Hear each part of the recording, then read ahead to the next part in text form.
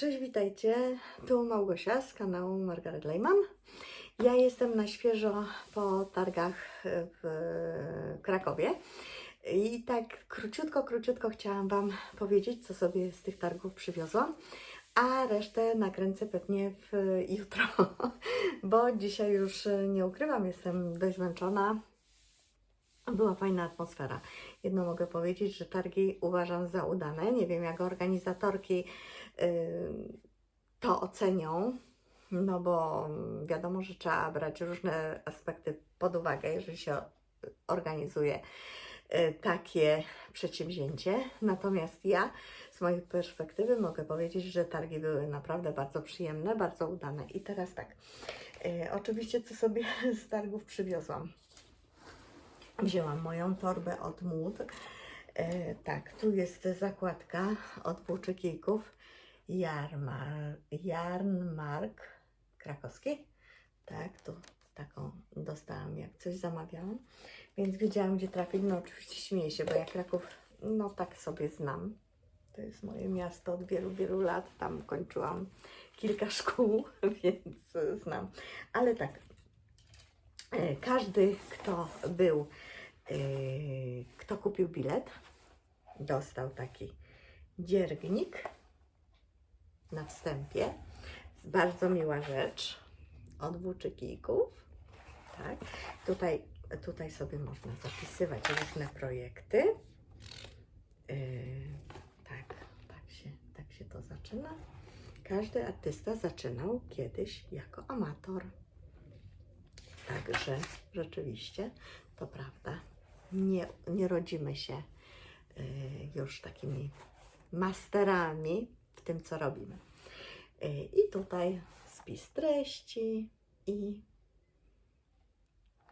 co tutaj mamy? Projekt, wzór, włóczka i co to jest? Strona. Aha, że tu jest taki spis treści, gdzie później, jeżeli sobie robimy jakieś, no nawet jest taki kalendarz. No, bardzo fajna rzecz. Bardzo fajna rzecz. A, i tutaj jeszcze jest właśnie, jak to robimy, że projekt, opisy, z jakiej włóczki, gdzie kupione pewnie. I tutaj cały projekt. No bardzo fajna rzecz, naprawdę. Bilet kosztował 30 zł, więc to nie są jakieś wielkie pieniądze. No i tak, co ja sobie kupiłam? Oczywiście tak, byłam pierwsze co, pobiegłam przywitać się z moimi koleżankami, które uwielbiam, z Biferno. Do tego jeszcze dojdę. A potem pobiegłam tak troszkę tu, aż do Motkomanii. To jest mój drugi ulubiony, właściwie no na równi. Mam takie ulubione, ale chyba każda dziewiarka ma ulubione sklepy. I kupiłam len na bluzeczkę. Antygona, tak się nazywa. Taki kolorek. Dość szorstkie. Ale ja myślę, że po praniu to zmięknie, tak jak len. No tak wygląda. To jest na trójki albo na czwórki. Ja to będę robiła na trójkach. Kupiłam sobie 4 motki. Tak, 4.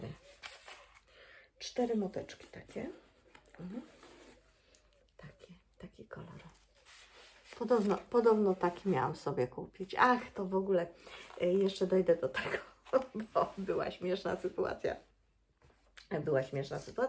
Ale to opowiem Wam jutro, tak na spokojnie. Teraz chciałam tylko powiedzieć tak na szybko, bo dopiero dotarłam do domu, zupa się grzeje, więc zaraz będę jadła. Więc kupiłam takie w takim no, bardzo nieoczywistym kolorze, bo to nie jest ani granat, ani to jest taki granat wpadający w fiolet.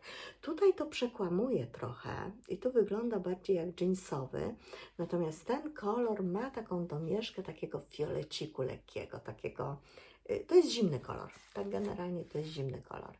Także wahałam się między takim jeansowym, faktycznie takim granatem, coś pod navy, taki wiecie, a tym, no ale dałam się skusić. Było głosowanie, no i przegłosowany został ten kolor. I jeszcze wiecie co? I dokupiłam sobie tak 2 motki w Biferno Soft Lino, tej oliwkowej. I 2 motki kupiłam sobie tej brzoskwini. No dlatego, że ja robię sweter oczywiście S i to był rozmiar 36-38. Ja zrobiłam ten sweter, to znaczy zrobiłam już, dobrze, teraz drugi kuferek, który mam z firmy Mood. A przymierzam się do trzeciego, znaczy do trzeciej rzeczy, bo ja lubię takie, no po prostu lubię tą firmę. Jest wszystko elegancko, elegancko jest to wykonane. No i wiem, że taką torbę to będę miała już chyba do śmierci, bo, no bo po prostu jest to nie do zdarcia, jak to się mówi. No więc tak, mam tutaj już tył i mam przód. O, to jest tył. Tak, zrobiłam już tył. Tak wygląda.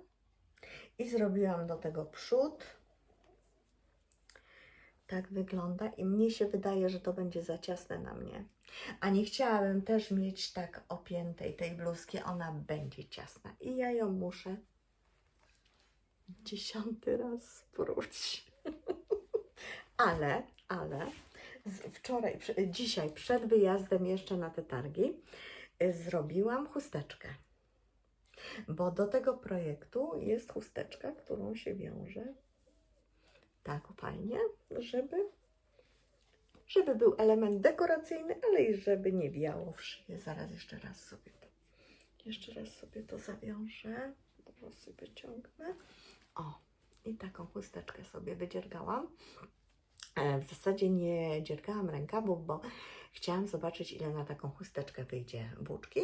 No i już wiem, ile wyjdzie, także dlatego podjęłam decyzję, że jednak spróbuję i będę robiła kolejny sweter, już taki właśnie 40-42, bo przecież stwierdziłam, że 10 kg do rozmiaru 36-38 nie schudnę w 2 miesiące, nie ma takiej możliwości, więc stwierdziłam, że szybciej będzie chyba spróć ten sweter i zrobić ponownie. No a teraz jeszcze sobie pomyślałam, że taką chusteczkę fajnie będzie można nosić, na przykład tak, o, zobaczcie, fajnie, tylko tu by trzeba było przypiąć spinkami i też może być fajny element dekoracyjny, albo nawet można zawiązać kucyk, jak ja noszę kucyk, to zrobić taką właśnie taką linkę i zawiązać w kucyk. Także tyle na teraz. Potem Wam jeszcze poopowiadam, jak było, co było, kogo spotkałam i w ogóle. Fajnie było, fajnie. Polecam Wam naprawdę. Z kilkoma osobami się nie spotkałam, bo ja przyjechałam dosyć późno, bo przyjechałam około godziny, niech ja sobie pomyślę, po 3:00 było. Po 3:00, ale o tym wszystkim Wam opowiem jutro. Jak się wyśpię, jak ochłoną emocje troszeczkę, wyciszę się, to jutro Wam wszystko opowiem, pokażę Wam zdjęcia, z kim się spotkałam, jak te targi wyglądały, no i tak poopowiadamy sobie znowu. Także tyle na teraz, a widzimy się za chwilkę.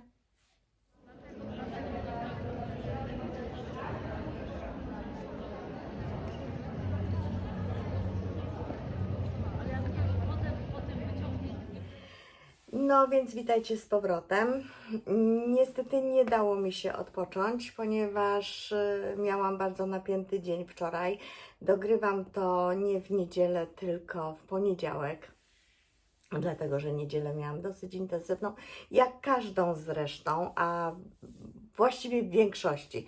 Mało niedziel mam takich, gdzie jestem w domu albo mogę zająć się tym, gdzieś pojechać, tak, gdzie ja chcę. Po prostu większość niedziel w roku spędzam u ojca, ale to za chwilkę zobaczycie, bo nagrałam też taki krótki vlog z tego właśnie, co robię w niedzielę. I tak, kilka rzeczy jeszcze odnośnie targów. Fajnie, bo mogłam spotkać kilka osób, między innymi, no oczywiście dziewczyny z Biferno, które bardzo pozdrawiam. Pozdrawiam oczywiście ekipę Motkomanii, gdzie nie zrobiłam sobie zdjęcia właśnie z Iwonką i z jej mężem, ale też serdecznie pozdrawiam. Myślę, że niebawem się spotkamy znowu. I spotkałam Teti Sokołową i też tutaj możecie zobaczyć zdjęcie. Także spotkanie było bardzo krótkie, ale wymieniłyśmy się informacjami, co która teraz będzie robiła. I no takie miłe kilkanaście sekund, bo w zasadzie każda z nas gdzieś tam się spieszyła. Ja przyjechałam już późno, bo przyjechałam o 3:00, więc tak, ludzi już nie było. Znaczy nie było, ale nie było tłumów. Większość osób, które przyjechała do Krakowa, czy była z Krakowa, wybrała się na wycieczkę statkiem po Wiśle, co też było właśnie atrakcją tych targów. Bardzo fajna rzecz. No, a ja w związku z tym, że już nie było takich tłumów, to mogłam sobie tak przejść od stoiska do stoiska, od stoiska do stoiska. No i tak jak Wam wspominałam, kupiłam sobie w Motkomanii, kupiłam sobie taką Antigonę, to jest 100% len, tak. Dość szorstkie i takie sznurkowate w robieniu. Dlaczego mówię w robieniu? No bo oczywiście, wiecie, tak całego nie zrobię, ale próbkę już zrobiłam. O, spadło mi, bo to tak się troszeczkę sypie z tego, tak jak na przykład sztuczne, ale to jest oczywiście 100% naturalne. I zrobiłam już próbeczkę, nie będzie widać, zaraz może coś wymyślę na poczekaniu. O, wezmę może to będzie widać, może to będzie dobrym tłem. O tak, tak. O, taką próbeczkę zrobiłam i zrobiłam ją na trójkach i tak się właśnie zastanawiam, czy zostawić te trójki, czy jednak, bo ona jest taka prześwitująca trochę, ale jak tak położyłam na tym etui z drutów, to w zasadzie nie widać tam nic pod spodem, więc nie wiem, może na tych trójkach zostawię. Próbka mi się nie zgadza, próbka mi się zgadza na 4, więc ja bardzo luźno robię. Musiałabym wziąć albo 2,5 albo 2,75 może. 2,5 musiałabym wziąć, tak. No ale tak, na żyłce zostawiłam, bo pomyślałam, i tak będzie do sprucia, no dość to przeźroczyste tak z daleka. Ale tak może nie. No i taki kolor nieoczywisty. A, dobra, jeszcze raz to zrobię. Chaos! Jak zwykle u Małgosi, chaos. O, taki kolorek. No on tu wygląda na granat, ale tak jak wspomniałam, on ma taką nutkę fioletu. No. Także tak, no to tyle. Mówiłam Wam, że no poplątały się nitusie. Mówiłam Wam, że jeszcze sobie dokupiłam tej Sofdrino, tej włóczki. To jest pima z lnem. 20 pimy, bawełny pimy i 80 lnu.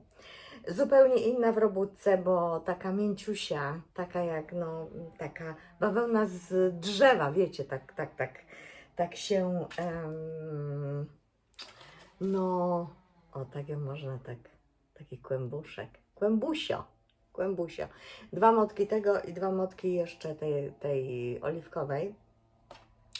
No i oczywiście w ramach tego ogromnego zmęczenia w łóżku, wiecie, że sen jest przereklamowany, jak to moje dzieci mówią, no to machnęłam tak, jeszcze mi zostało chyba z 4 cm, żeby pachę zrobić. No tak machnęłam. O, są dziurki, jest ok. Także będę miała taką bluzeczkę. Myślę, że ona będzie dobra. Ta oliwka, nie wiem. No właśnie ja mam problem, bo tak,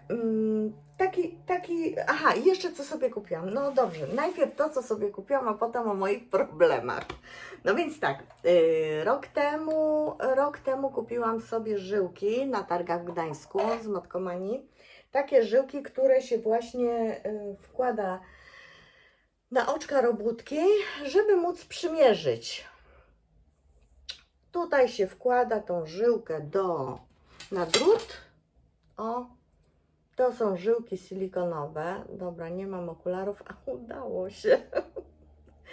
O, to on mocno trzyma, naprawdę mocno trzyma. I to zarówno druty metalowe, jak i drewniane, bambusowe, obojętnie. Trzeba naprawdę, no tutaj akurat tak słabo może zrobiłam, ale jak tak mocno się wkręci, to trzeba naprawdę, ja żeby sobie nie zniszczyć, to ja to też takim ruchem obrotowym te żyłki zdejmuję z drutów. Natomiast one naprawdę fajnie trzymają i można sobie w jedną i w drugą stronę potem nanizać te oczka znowu na druty i przerabiać dalej, jak się zmierzy. Bardzo pomocna rzecz. I ja miałam różowe takie, a teraz sobie kupiłam takie właśnie, nie wiem, taki lilak różowy. A mam takie różowe, zaraz Wam pokażę. No i o, takie. Tutaj mogę powiedzieć, pokazać Helping Hands Cord. Widać, smutkomani. A środeczek jest, proszę Państwa, taki. O, taki lilakowy. Ładny kolorek, różne są te kolory, różniste, naprawdę. No ja wybrałam akurat taki. Stwierdziłam, że do tego lnu będzie jak znalazł. No i tak, co dalej? No dalej to jest to, że mówię, nie wiem co z tymi moimi udziergami i tak prawdę powiedziawszy, to bym wszystko przystopowała, ponieważ chudnę. I teraz tak,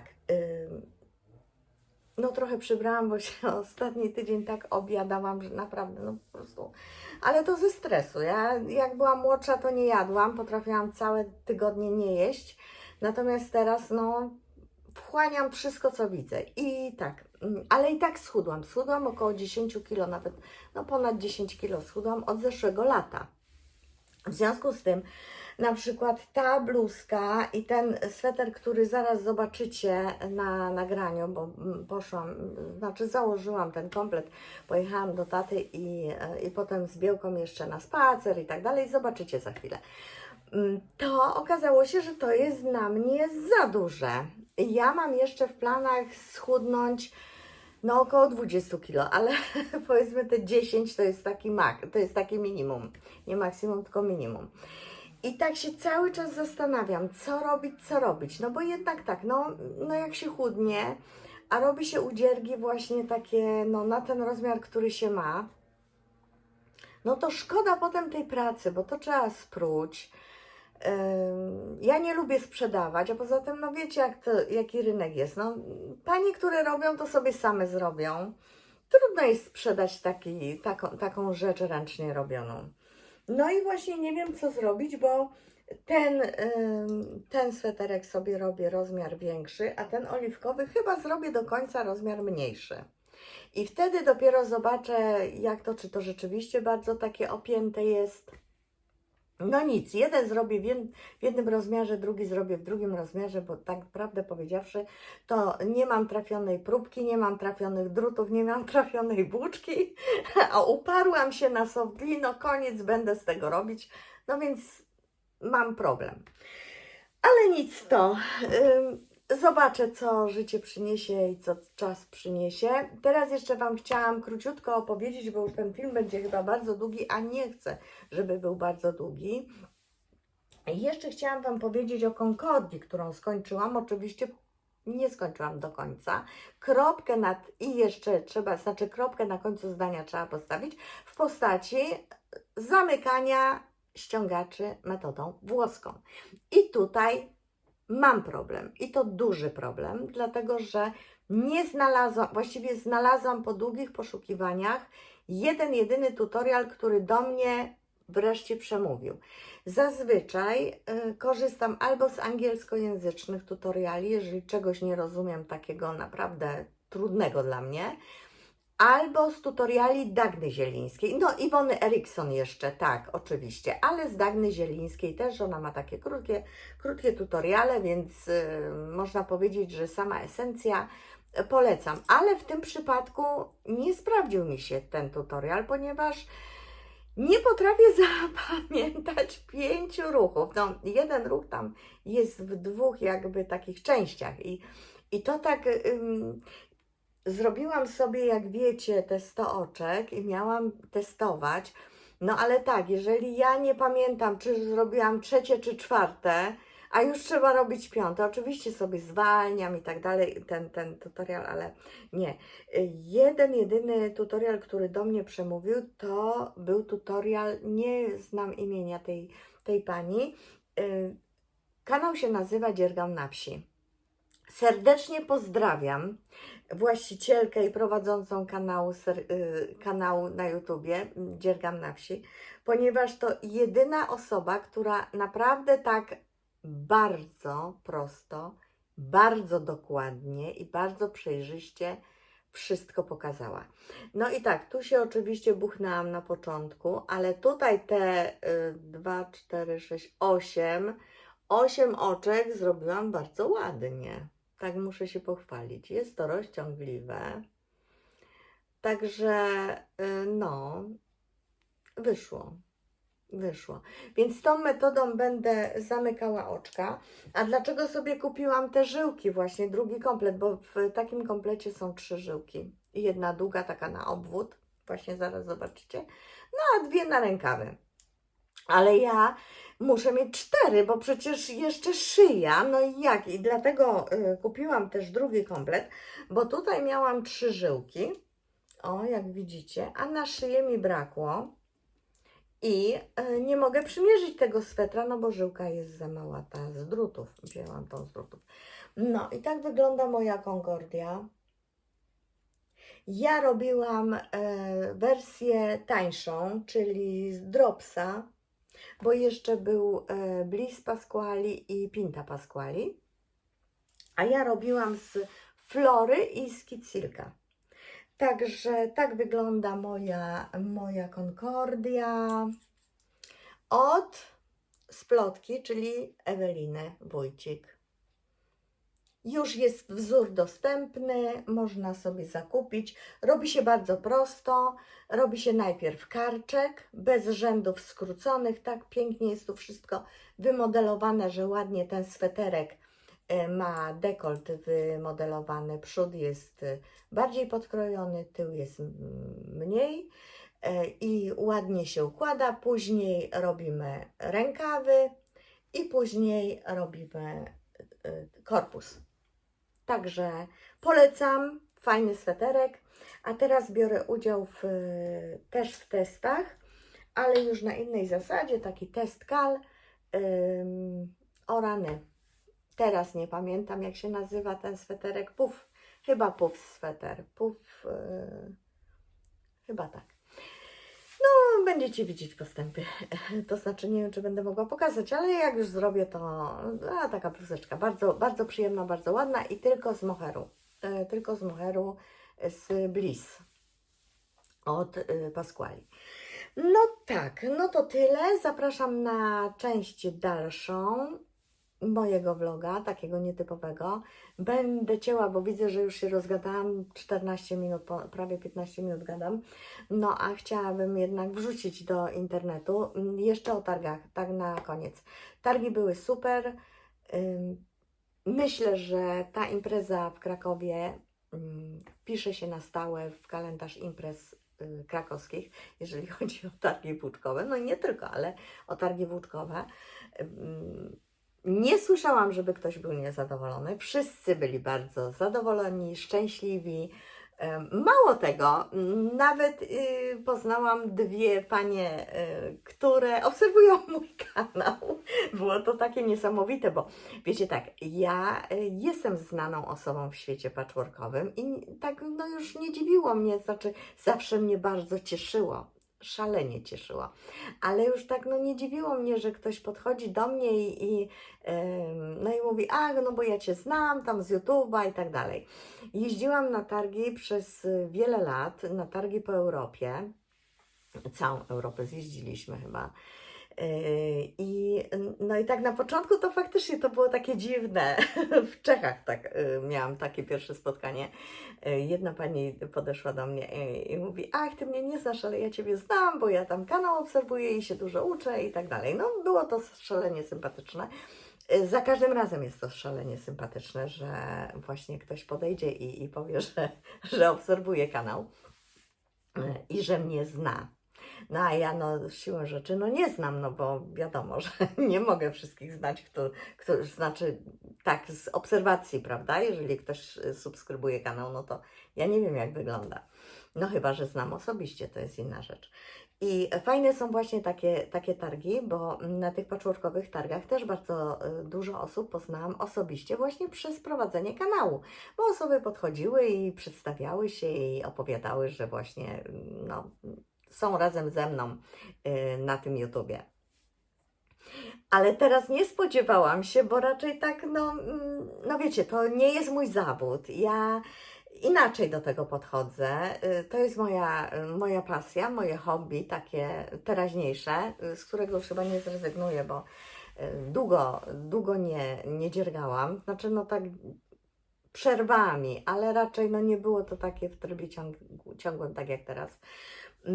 No i tak mnie, bo inaczej jak dziewczyny prowadzą te kanały, no też hobbystycznie niby, no ale to są takie influencerki, to wiecie, no takie, no jak to ja mówię, famous person, znane osoby i w tym świecie, prawda, czy projektują coś, czy reklamują coś, jakieś firmy, mają jakiś sponsoring, to jest zupełnie co innego. Ja po prostu sobie tylko tak wydaję pieniądze na włóczki i sobie tam dłubię w domu. Także no, bardzo takie miłe i niespodziewane spotkanie. Jedna pani z Niemiec była, także pozdrawiam serdecznie i drugą panią też serdecznie pozdrawiam i wszystkie panie serdecznie pozdrawiam, które no nie byłyście na targach, ale być może się spotkamy w Gdańsku niebawem za 2 tygodnie. Także podchodźcie do stoiska, podchodźcie, mówcie, że wy to wy i to naprawdę to jest szalenie takie no, sympatyczne, ale budujące i motywujące do dalszej pracy. Z jedną panią rozmawiałam też na temat subskrypcji, na temat komentarzy, bo większość pań, z tego co też słyszałam u Teti ostatnio, bo widziałam jej blog, który się ukazał wczoraj, że dużo osób podchodzi i oglądam, ale nie subskrybuję, oglądam, ale nie subskrybuję. I wiecie co? Te pani też mi tak powiedziały, że oglądają, ale nie subskrybują, oglądają, ale nie komentują. O komentarz chodzi, nie komentują. Ja wiem, że no chcecie pozostać anonimowi. Ja to też rozumiem, ale spróbujcie zrozumieć też nas, vlogerki, vlogerów. My robimy to dla siebie, ale robimy to też dla Was i myślę, że głównie robimy dla Was, bo gdybyśmy nie mieli takiej nadziei, że ktoś nas ogląda, no to nie robilibyśmy tych nagrań, nie pokazywalibyśmy różnych rzeczy, a jednak od nas no troszeczkę informacji dostajecie, czy to w postaci, gdzie można kupić, jakie włóczki, jakie nowości, jakie wzory. No ja tak raczej nie reklamuję tych wzorów, które są płatne w sensie takich projektantek, bo no, posiłkuję się tymi gazetami, ale nie dlatego, że ja nie szanuję tych osób, które robią projekty. Nie. Ja po prostu nie pokazuję z prostej przyczyny, bo jestem laikiem i nie potrafię tego zrobić. Jak już się nauczę tych wzorów, czytać te wzory właśnie płatne, które no, są też niepłatne, ale mówię o tych takich, które są rzeczywiście teraz na topie. A kupiłam 2 wzory i poległam, więc muszę jednak poświęcić trochę czasu swojego, żeby to przetłumaczyć sobie tak, żebym ja zrozumiała, nawet z polskiego na polski, bo wiecie, no ja mam problemy też z językiem polskim, się okazało. Znaczy, no oczywiście żarcik to jest, no ale każdy wzór jest jakoś inaczej opisany. Nie jest to znormalizowane i trzeba każdy wzór jakby tłumaczyć na nowo. Jeżeli chodzi o, na przykład gazety już umiem tłumaczyć, natomiast te kupne wzory sprawiają mi kłopot i nawet dropsowe wzory sprawiają mi kłopot i kilka wzorów mam i leżą, bo jakoś nie mam motywacji do tego, bo myślę sobie, a nie, pewnie mi nie wyjdzie, pewnie znowu będę musiała próć, no i znowu się posiłkuję tymi gazetami, ale myślę, że to jeszcze nie jest ten czas. Ale jeżeli będzie ten czas, to na pewno będę również reklamowała takie wzory. A właśnie tych projektantek takich jakby znanych znanych, że no wiecie, bo gazeta, no jest gazeta, no Sandra, jakieś tam Dzianiny, coś tam wychodzi, no oczywiście oni też mają swoich projektantów, ale nie jest powiedziane z nazwiska, czy to jest projekt akurat swetra, kamizelki, szala, czy czegokolwiek. Natomiast tutaj, czy na Ravelli, czy w innych jakichś, na innych stronach internetowych, no są te artystki, czy są te projektantki z nazwiska i z imienia. Więc ja myślę, że dojrzeję do tego, żeby również reklamować, ale wracając właśnie do tych subskrypcji i do tych komentarzy, bo tak odbiegłam trochę od tematu. No dla nas to jest bardzo ważne, ponieważ okazało się, że cały czas ten internet się zmienia, calusieńki czas i powiem Wam na moim przykładzie. Jak zaczynałam działalność internetowo-YouTube'ową 10 lat temu, to trzeba było mieć około 1000 subskrybentów, żeby załapać się na płatne reklamy. Jak już dochrapałam się 1000 subskrybentów, to się okazało, że trzeba mieć 3000 czy tam 5000 subskrybentów. Jak już mam te 3000 subskrybentów wreszcie, ponad troszkę, to się okazało, że nie łapię się na profity z reklam, ponieważ nie mam ilości godzin odtworzeń. A okazało się, że i tak moje filmy są przecinane reklamami, z których ja nie mam ani 10 groszy, ani 1 grosza nie mam nawet. Nawet nie wiedziałam, że reklamy są na moich filmach. Dopiero ktoś mi powiedział ostatnio. I teraz tak, żeby była ta oglądalność, to po pierwsze muszą być jakieś reakcje pod filmami. Obojętnie, nie tylko lajki, nie tylko subskrypcje, nie tylko dzwoneczek, ale i komentarz. Nie musi być to jakiś elaborat długi, wystarczy, że da się jakąś emotkę, bo po prostu bot to widzi, że to jest jako komentarz i zwiększa zasięgi. Jeżeli nie ma komentarzy pod filmem, zasięgi nie są zwiększane, w związku z tym mniej osób ma rekomendowane te filmy, w związku z tym nie trafia to do osób stricte do takiej grupy, która mogłaby ewentualnie ten film polubić i zasubskrybować. No i w tym momencie no, nic się nie dzieje na takim kanale. No, te subskrypcje pojawiają się bardzo rzadko. Zasięgi są coraz mniejsze, coraz mniejsze i naprawdę jest bardzo ciężko teraz. Ja nawet nie wiedziałam, że znowu się zmieniły zasady, ale co chwilę się zmieniają zasady. Trzeba tego pilnować. Ja też nie prowadzę zawodowo kanału na YouTubie, bo to jest tylko moje hobby. No ale żeby to się rozwijało, żeby to czemuś służyło, no to fajnie by było, żeby ten feedback od tych Was, którzy oglądają nasze filmy, bo nie tylko moje, ale i innych osób, które prowadzą takie vlogi czy podcasty, żeby je nie tylko subskrybować, nie tylko dzwonkować, jak ja to mówię, czyli nacisnąć ten dzwoneczek celem powiadomienia, ale i po prostu zostawiać te komentarze. Bo okazało się, że teraz właśnie czas oglądania filmu i komentarze są bardziej brane pod uwagę przez boty. No, ja się na tym nie znam, ale z tego, co tak mucha mi tu jakaś lata tłusta.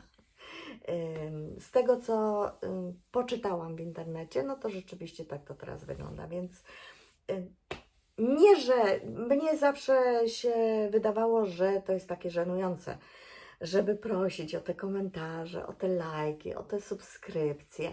No ale okazuje się, że tak, ktoś ogląda jeden film, drugi, trzeci, czwarty, no i ogląda, bo mu się wyświetla potem już z tej takiej jakby listy i też klika, bo fajny temat, no ale co, no klika, sam ogląda, a dla nas nie ma to jakby żadnego przełożenia, no bo to jest za mało dla takiego bota. I oczywiście, no możecie się nie zgodzić ze mną, że nie ma obowiązku, bo oczywiście, że nie ma obowiązku pisania komentarzy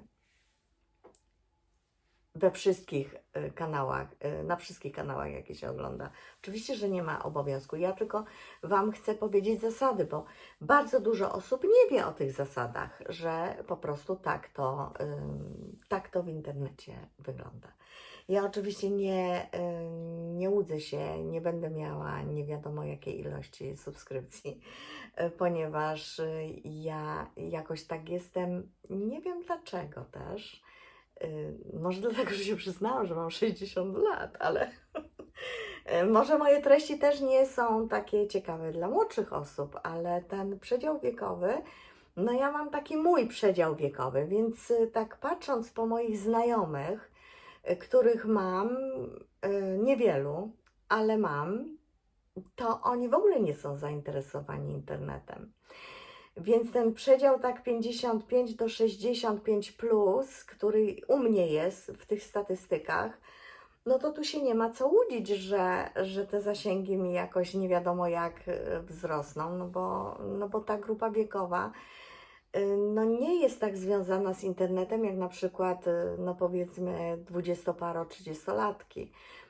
Chociaż patrząc po moich dzieciach, to też jakoś tak już się znudziły tym internetem i rzadko są w social mediach.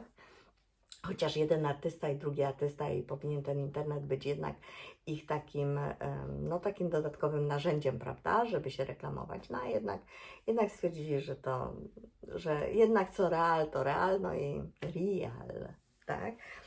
Co rzeczywistość, to rzeczywistość, tak powinnam powiedzieć. Co życie, to życie. No i jakoś tak też odpuszczają trochę ten internet. No dobra, ale to się już rozgadałam na maksa. To będzie jednak jeden, no króciutki tam film jakiś tam dołożę, ale nie tak jak sobie planowałam, bo by było za dużo tego wszystkiego. A może mi się uda to jakoś ściaśnić. Także zapraszam Was na dalszą część mojego vloga i życzę przepięknego tygodnia. Mamy majówkę, pojutrze jest pierwszy. Będzie słonecznie, pięknie, ciepło. Korzystajcie, grillujcie, bo już chyba sezon na grilla się zaczyna. Tak, korzystajcie z natury, korzystajcie z powietrza, wyjedźcie gdzieś może, naładujcie akumulatory, żeby mieć siłę do dalszych działań. Ja oczywiście Wam przesyłam moc energii, której mam pod dostatkiem, bo dostałam na targach krakowski jarmark wełny. Mogę się z Wami tym dzielić po prostu, także przesyłam Wam energię i do zobaczenia niebawem. Pa, pa. Tak, dzisiaj jest niedziela i ja mam ubrany kardigan taki super słoneczny, ale jest ładna pogoda. Tak jak co w niedzielę wybieramy się do mojego ojca, który mieszka prawie 100 km od Pszczyny, żeby zawieźć mu obiad, bo w niedzielę, no niestety, ale nie dowożą mu obiadu, także muszę się ubrać w takie energetyczne kolory, bo wizyta u takiego staruszka 88-letniego, naprawdę to trzeba mieć dużo cierpliwości, dużo energii, więc tak, no, wspomagam się jak mogę i to będzie też taki vlog właśnie, trochę o dzierganiu, a trochę o tym, co ja robię, bo niewiele z Was wie, jakie mam obowiązki i no oczywiście nie będę się wszystkim dzielić, ale troszeczkę Wam opowiem, jak moje życie wygląda, bo nie wygląda tak kolorowo jak właśnie ten kardigan czy ten bliźniak. A do tego jeszcze ubrałam oczywiście moje różowe adidaski, które bardzo lubię. No i tak, świnka patrzy z góry i wyruszam w drogę. To na razie.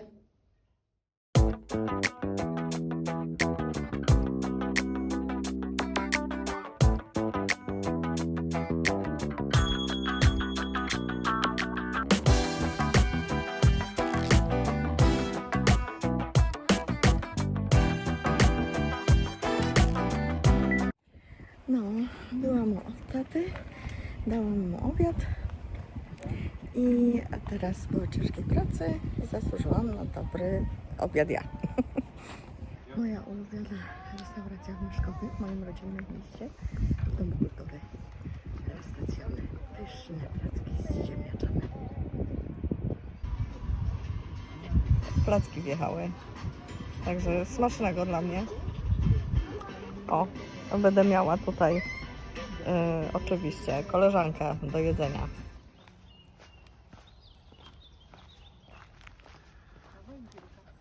Idziemy, nie ma smaczków, nie ma, z panią idziesz.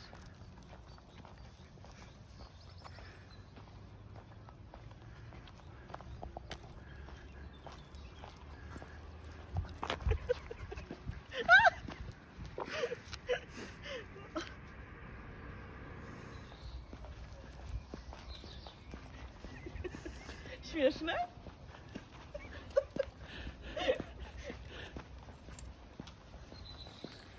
I tak doszliśmy do lasu. Oczywiście nie wzięłam gimbala, jak zwykle. Jak się wybieram na wycieczkę taką gadaną, to nigdy gimbala nie wezmę, bo zapomnę, że go mam. I teraz muszę tak ostro patrzeć pod nogi. Fajny mamy ten lasek. No, bażant przed chwilą się odezwał. A tu jakiś ptaszek, nie znam. Nie wiem, jaki to ptaszek śpiewa. No, ale też ten nasz lasek jest już zaadaptowany przez kładowiczów. Niestety tak to jest, że jak jest jakiś teren taki ciekawy, to bez względu na przyrodę, bez względu na to, że tutaj u nas sarny są i to w dużych ilościach, to jeżdżą na kładach, bo to teraz bardzo modne. No i przykro, bo mnie jest akurat przykro z tego powodu. Każdy chce się jakoś wyżyć, zwłaszcza z tych młodego pokolenia. No i znajdują sobie różne formy tego wyżycia. Tak jak ja to mówię, żeby spuścić powietrze, bo życie jest stresujące. Myśmy też mieli stresujące życie, a jakoś nikt takich ekstremalnych rzeczy nie robił. No ale tak, dzisiaj stwierdziłam, że jednak nasze życie było dużo spokojniejsze, dużo mniej stresu zawierało. No i tak, a fajny ten też lasek jest tak, o tak, a z tej strony tak. Teraz pójdziemy w głąb, a robimy takie kółeczko, to jest jakieś 2,5 km. Jest fajna ścieżka, można się przejść. Chociaż dzisiaj Białka miała bardzo intensywny dzień, ale 6 wybiła na zegarze i po prostu takie szaleństwo się w domu zaczęło, że trzeba było ubrać buty i jazda do lasu, bo to jest jej czas. Także wczoraj też w tym Krakowie 10 km zrobiła i padła. Ale tak to raczej no tutaj staramy się ją jakoś sponiewierać tymi spacerami. No i pełno rowerzystów też jest, no ale to jest zrozumiałe. Rowerzyści akurat nie robią nic złego tym zwierzętom, ale już na kładach to faktycznie idzie się na wycieczkę, żeby oddychać smrodem z rury wydechowej. No tak, wczoraj mieliśmy, nie wczoraj nie byłam, wczoraj byłam na krakowskim jarmarkcie, a przedwczoraj tak tutaj jeździli, że po prostu nie było w ogóle czym oddychać, tylko smród z benzyny. No a teraz Wam jeszcze pokażę Białkę, która po prostu skacze jak sarenka w trawie i poluje na świerszcze.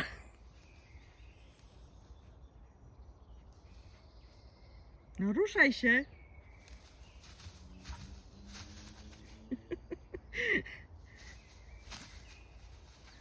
No, to jest właśnie Białka, polująca na pasikoniki.